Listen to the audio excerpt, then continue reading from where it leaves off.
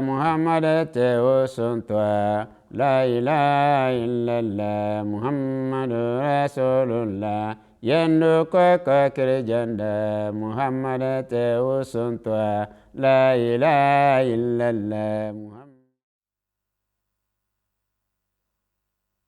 A'udhu billahi minash shaitanir rajim. Bismillahir rahmanir rahim. Très chers téléspectateurs de la MTA Afrique, assalamu alaikum wa rahmatullahi ta'ala wa barakatuh.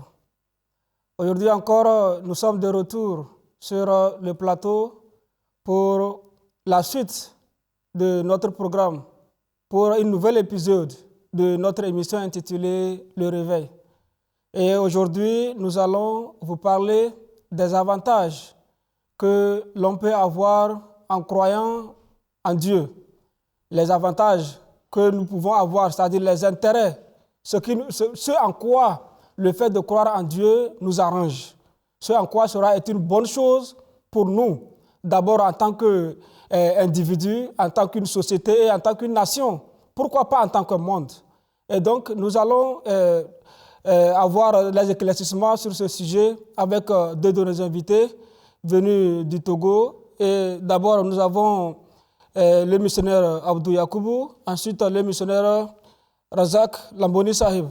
Et avec eux, Inch'Allah, nous allons pouvoir tout de suite découvrir l'importance de la croyance au Tout-Puissant Allah. Et donc, missionnaire Abdou Razak Sahib, tout d'abord, est-ce que vous pouvez d'abord nous dire ce qu'un homme, en tant qu'individu, en tant qu'une personne, peut avoir comme avantage en croyant au Tout-Puissant Allah? Merci bien pour la question. Ici, les avantages qu'on a en ce qui concerne la croyance d'Allah, la croyance sur l'unicité de Dieu, sont immenses que nous ne pouvons même pas finir de les mentionner sur le plateau ici. Vous savez, Allah d'abord nous a dit « Allah bi dhikrillahi tatma'innul qulub » que certainement c'est dans le rappel d'Allah que les cœurs sont apaisés. C'est-à-dire la paix du cœur, même la première des choses aujourd'hui.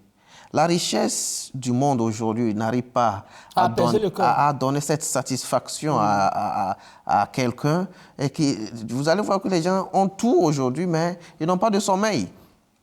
Ils ont des lits les plus confortables au monde, mais sur ces lits-là, ils n'ont pas le sommeil. Ça veut dire que ce n'est pas le confort qui donne la paix du cœur, mais dans le rappel d'Allah. C'est-à-dire accepter Allah et suivre son commandement et l'adorer donne cette satisfaction, cette paix du cœur. Donc, c'est pour cela Allah nous recommande ça. Allah c'est dans ça, dans le rappel du Créateur, que les cœurs sont apaisés. Et vous allez voir que même dans tout ce que nous faisons, quand le rappel ou bien la croyance d'Allah est là, la chose est bien faite. Et avec sa crainte, on part jusqu'au succès de la chose que nous faisons.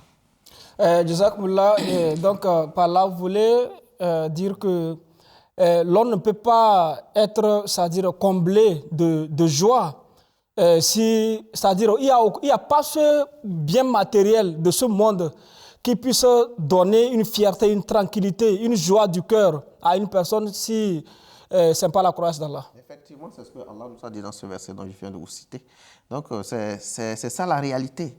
Hein? Quand quelqu'un est apaisé, quand le cœur de quelqu'un est apaisé, vous voyez, cette personne est la plus heureuse au monde. Oui, mais ça se voit, mais déjà, il y a de bons croyants qui croient en Allah, qui absolument n'ont pas un bien matériel, mais ils sont comblés. Ils joyeux, sont tout tranquilles. Joyeux de leur créature, de leur statut. De leur statut et de tout ce que Allah les a donné, même si peu, mais ils sont contents là-dessus. C'est ça la tranquillité du cœur, parce qu'ils ont cru à un créateur. Jazakumullah. Missionnaire Yakoubou Sahib, qu'est-ce que, par exemple, le missionnaire Razak nous a donné les avantages que nous pouvons que nous avons en croyant au Tout-Puissant Allah en tant qu'individu. Et quel est l'aspect social, communautaire, national ou international que cela peut nous donner? Jazakumullah khairan. Comme vous le dites, la croyance en Allah apporte l'union dans la société. L'union et la compréhension. Si nous prenons par exemple le Saint-Coran, vous voyez, Allah nous dit « Innamal mu'minuna ihwa ». Ouais, il dit assurément, tous les croyants sont des frères. Effectivement, nous sommes tous des frères. Vous voyez, si nous prenons l'exemple des jalsa que nous organisons, lorsqu'on se rencontre, vous sentez qu'il y a une certaine fraternité entre nous. Il y a une certaine compréhension.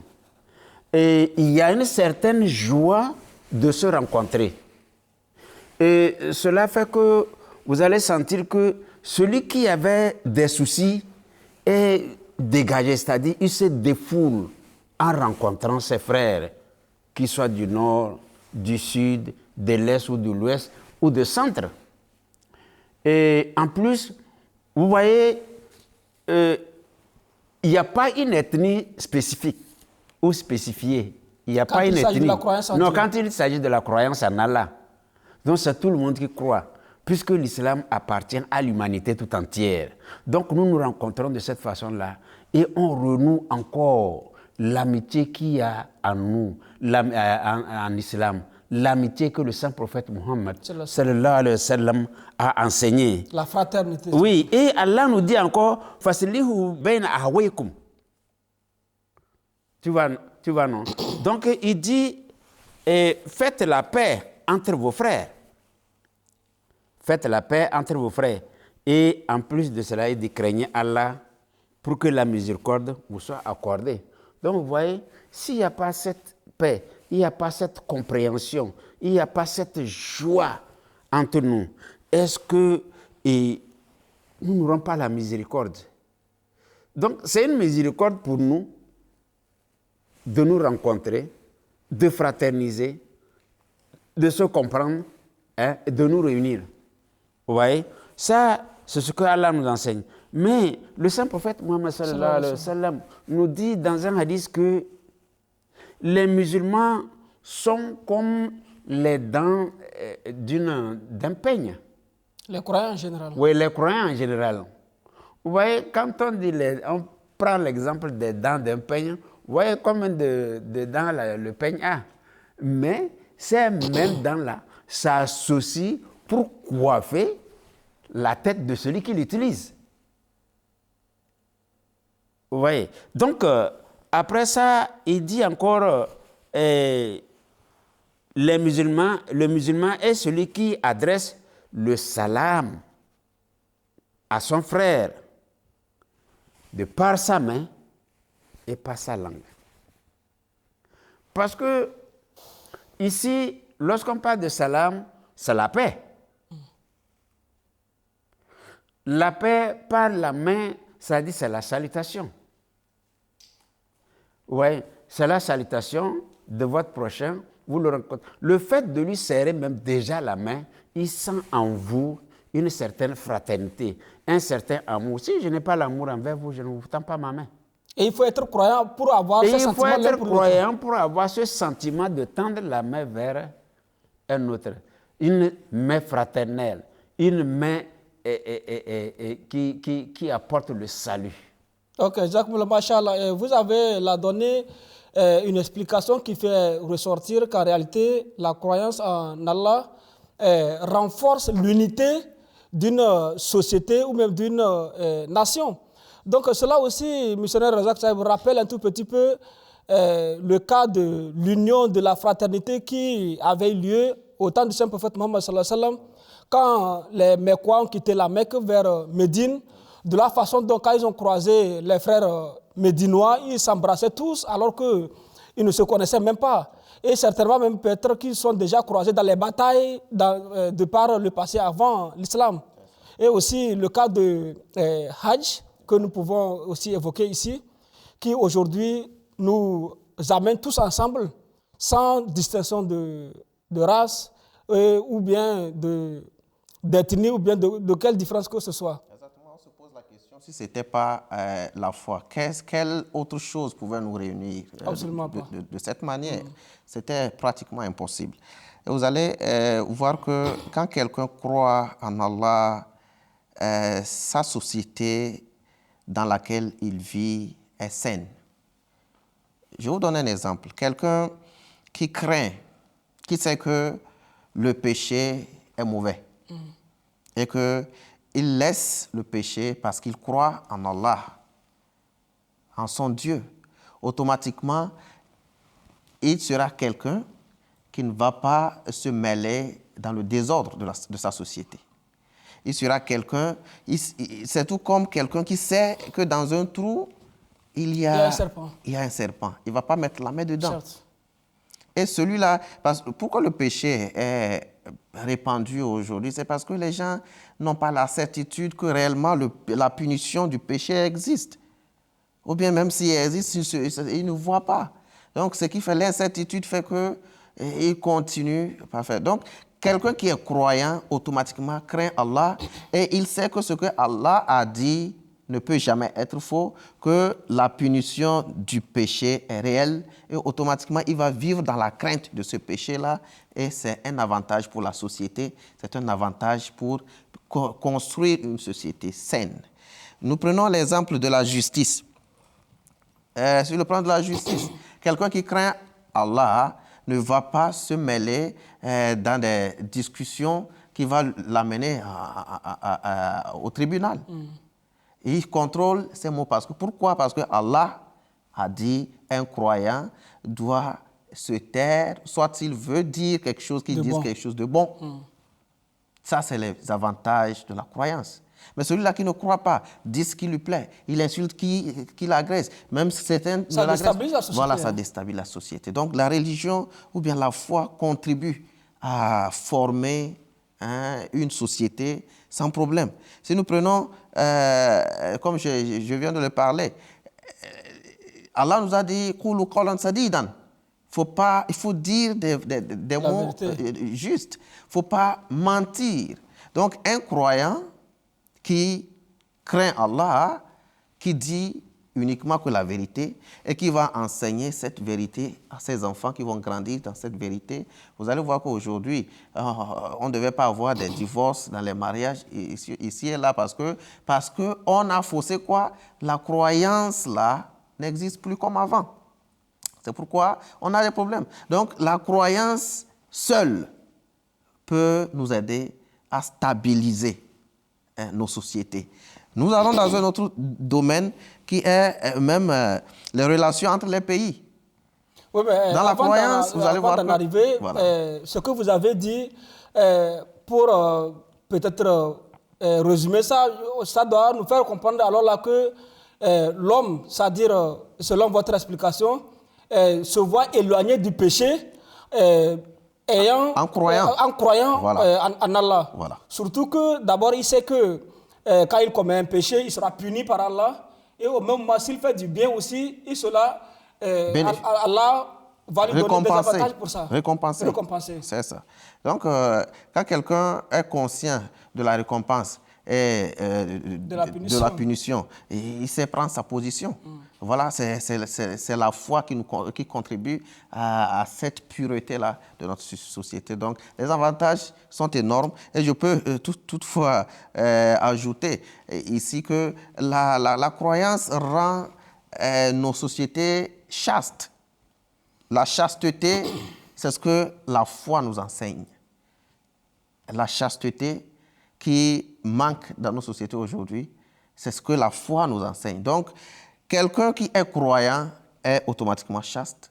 C'est quelqu'un qui maintient la paix pure dans sa société. C'est quelqu'un qui contribue au développement de sa société. C'est quelqu'un qui aide les autres qui sont dans les difficultés. C'est quelqu'un qui est loyal envers sa nation, envers son continent et envers le monde. Parce que ce que recommande Dieu dit. Qu'est-ce que Allah recommande qu'il fait et ce que Allah dit de ne pas faire, il ne le fait pas. D'accord, monsieur Yacoub Saïb, donc le missionnaire Abdourazak Saïb vient de nous faire comprendre ici que par la croyance, c'est-à-dire en ayant la croyance en Dieu, on se voit éloigné du péché. Donc, ça veut dire que du moment où on se voit éloigné du péché, ça nous pousse aussi à faire du bien. Oui, il faut faire du bien, mais à propos de la société, vous voyez, le Saint-Coran est clair, hein? Il dit, Bada uzbillahi minash shaitanir rajim, Ya ayyuhan nasu inna halaknakum min zakar wa untha, wa ja'alnakum shu'uba wa qabail ta'arafu, inna akramakum indallahi atqakum, inna Allah alimun khabir. Vous voyez, l'explication est dit, ô homme, nous vous avons créé d'un mâle et d'une femelle. Donc, c'est-à-dire que nous sommes nés d'une femme, c'est-à-dire de l'association femme, homme et femme pour exister. Ou bien, et en plus de cela, et nous avons fait de vous des clans et des tribus. Donc, vous voyez, aujourd'hui, Dieu nous a créés, nous sommes tous des créatures d'Allah, nous sommes tous des êtres humains, mais il nous a divisés en clans. Et même en ethnie aussi. Vous voyez, vous allez sentir que, bon, si je prends l'exemple ici de l'Afrique, vous voyez, de l'autre côté du Mali, il y a le clan des forgerons, il y a le clan des pêcheurs, il y a le clan des cultivateurs, vous voyez. Bon, un peu plus, vous voyez, il y a au Togo, si nous venons, vous allez trouver ces mêmes clans-là aussi, ce même système clanique. De la même manière, il y a le système aussi ethnique.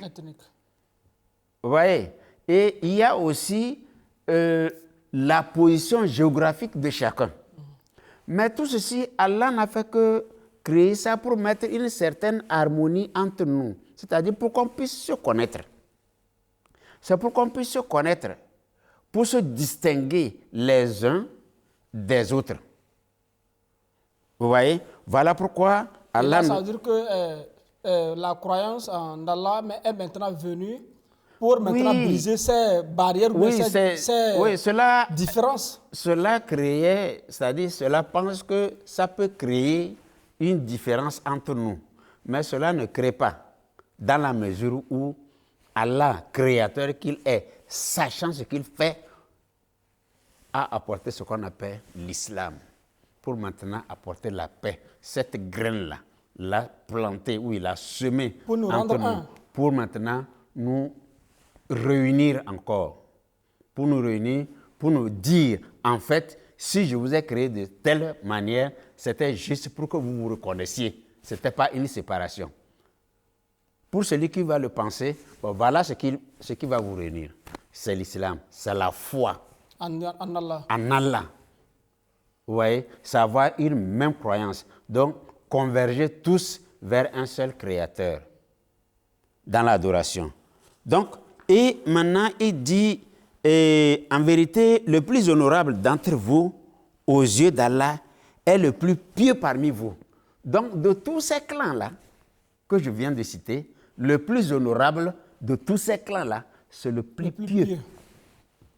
Vous voyez, quoi de plus normal que d'adorer Allah et que de faire la paix avec les autres.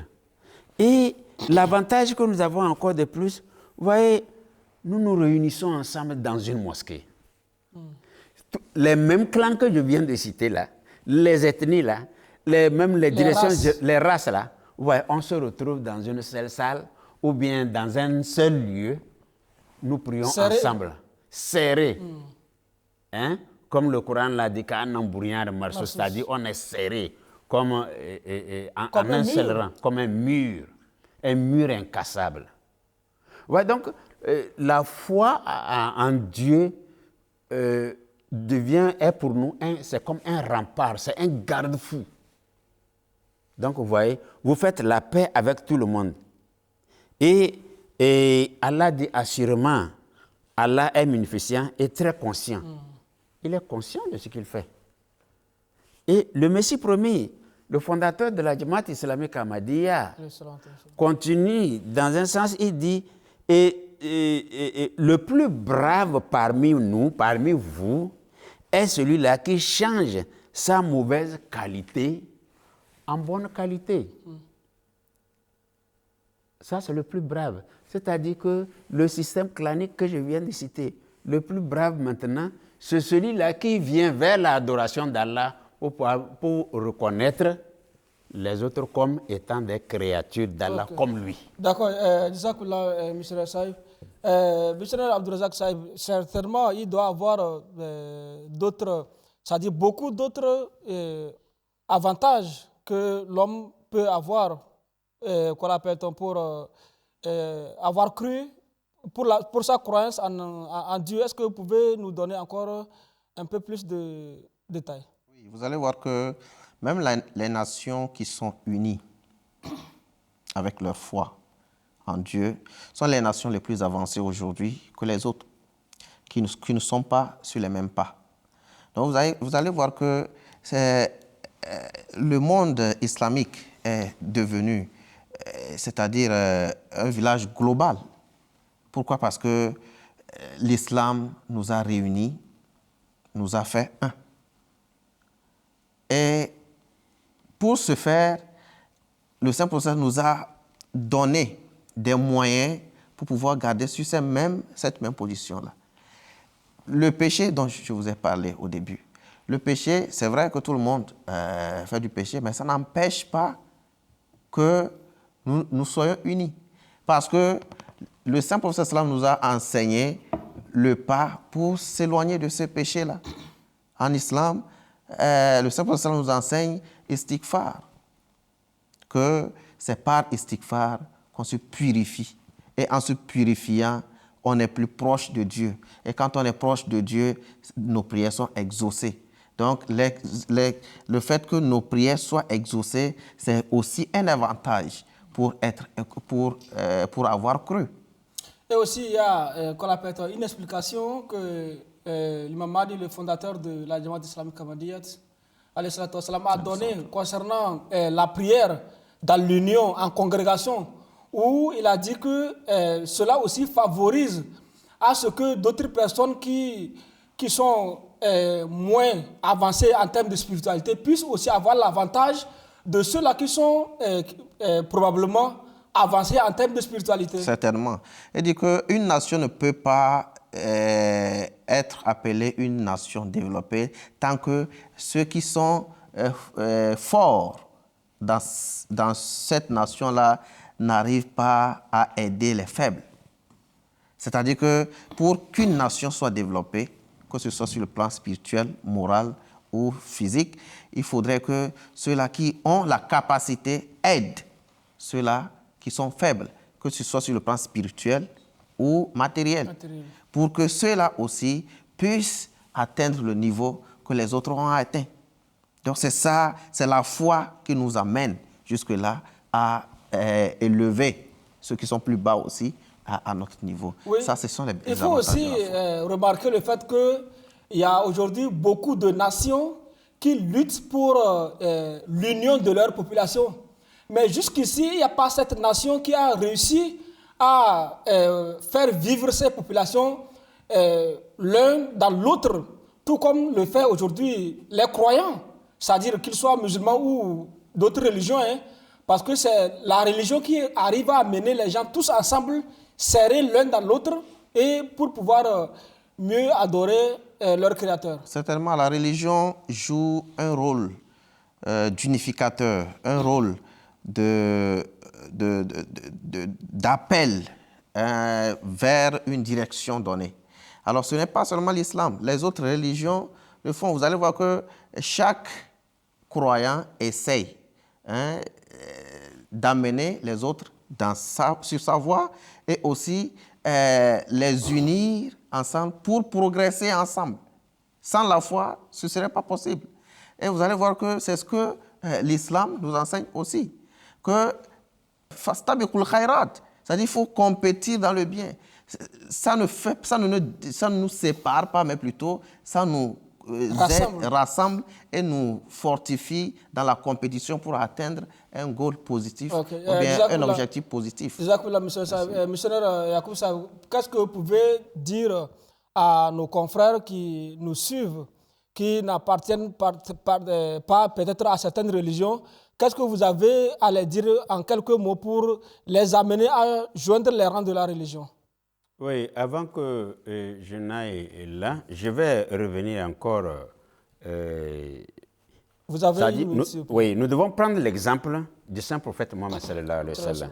Puisque le Saint Coran nous dit لَقَدْ كَانَ لَكُمْ فِي رَسُولِ اللَّهِ أُسْوَةٌ حَسَنَةٌ. Vous voyez, cette phrase-là déjà suffit. C'est-à-dire, nous avons c'est-à-dire un exemple parfait qu'on doit prendre, qu'on doit copier. C'est l'exemple du saint prophète Mohammed sallallahu alayhi wa sallam.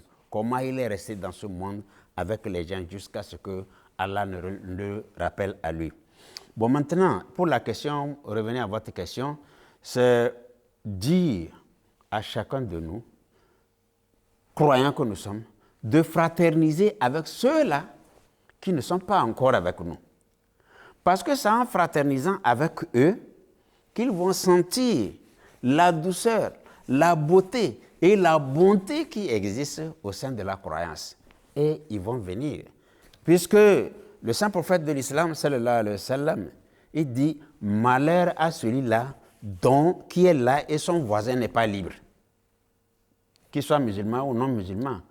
Vous voyez? Ok, Jack, monsieur Razak Saïbou, quelques mots, s'il vous plaît. Oui, le mot que je vais ajouter ici, c'est dire que personne ne peut être croyant en maltraitant l'autre, comme le missionnaire vient de le dire. Le fondateur de la communauté islamique Ahmadiyya l'a dit, que quelqu'un qui se dit musulman et que son voisin est mécréant ou soit d'une autre religion et qui est dans la souffrance, et que ce musulman ne peut pas aider cette dernière, ce musulman ne peut pas être appelé musulman. Okay, parce que là, il faut s'entraider pour que la foi grandisse. D'accord, Jazakumullah, très chers invités. Chers téléspectateurs, nous sommes une fois encore à la fin de notre programme d'aujourd'hui. Vous avez suivi les interventions, les explications, les clarifications quant à ce qui concerne les intérêts, les avantages que chacun de nous peut avoir en croyant en Allah, en croyant en Dieu. Et ils ont rendu le sujet très clair du fait que la religion, la croyance en Dieu, non seulement fraternise les populations, mais de l'amour et rassemble les populations, mais aussi la paix personnelle, la paix du cœur individuel ne peut être acquis qu'en croyant en Dieu. Et donc cela pour dire que chacun de nous devra faire de son mieux pour se joindre au rang de la religion, au rang de ceux-là qui croient en Dieu. Et c'est avec cela que nous allons, Inch'Allah, tous ensemble progresser, que ce soit matériellement ou spirituellement. Donc restez avec nous pour les prochains épisodes. Assalamu alaikum wa rahmatullahi ta'ala wa barakatuh. Mibe wa baramaka nyame Muhammad tu nyame smafo la ilaha illallah Muhammadur Rasulullah.